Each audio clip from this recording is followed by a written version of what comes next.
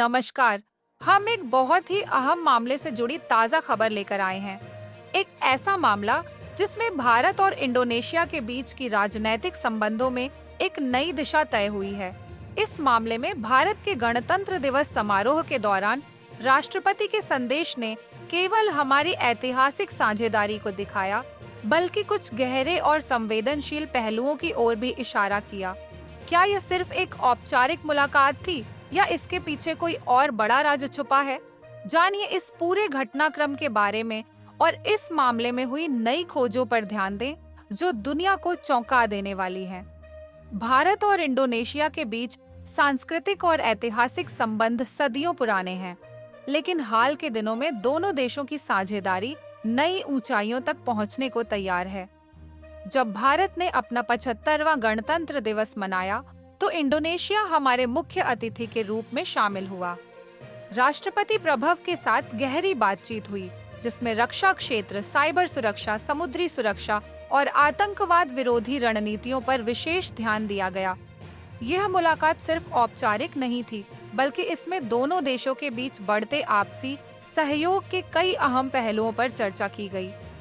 एक तरफ जहां व्यापारिक संबंधों को $30 बिलियन तक बढ़ाने पर जोर दिया गया, वहीं दूसरी तरफ नई प्रौद्योगिकियों जैसे आर्टिफिशियल इंटेलिजेंस और फिनटेक में सहयोग को भी बढ़ावा दिया गया।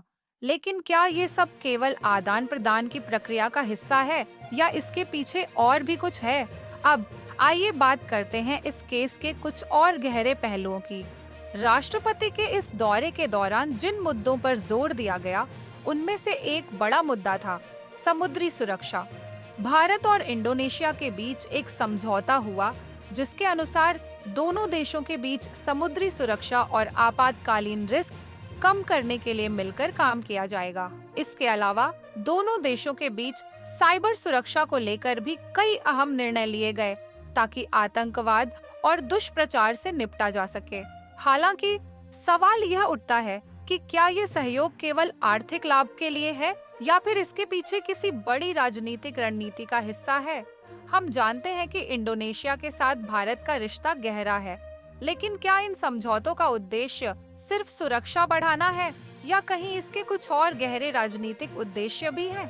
नई जानकारी सामने आ रही है कि यह साझेदारी केवल सैन्य और व्यापारिक दृष्टिकोण से नहीं, बल्कि सांस्कृतिक और ऐतिहासिक दृष्टिकोण से भी बड़ी है।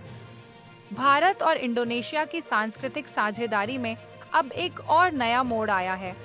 बाली यात्रा से लेकर बोरोबुदुर बौद्ध मंदिर तक, भारत अब प्रभा हिंदू मंदिर के संरक्षण में भी योगदान करेगा।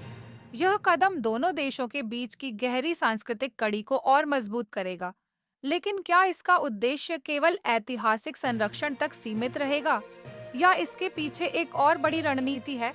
साथ ही 205 तक भारत और इंडोनेशिया के बीच पर्यटन को बढ़ावा देने के लिए एक योजना बनाई जा रही है, जिसे आसियान ईयर ऑफ टूरिज्म कहा जाएगा।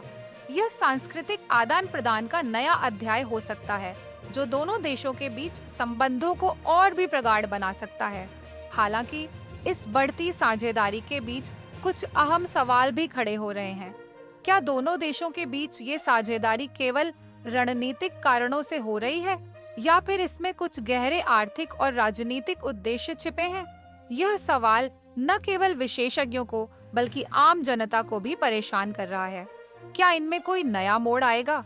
आने वाले दिनों में हम और नई जानकारी लेकर आएंगे। जब तक हम वापस नहीं आते, तब तक आपको यह याद रखना चाहिए कि न्याय और पारदर्शिता के रास्ते पर चलते हुए हमें हर एक पहलू को समझना और जानना चाहिए। धन्यवाद और सतर्क रहें।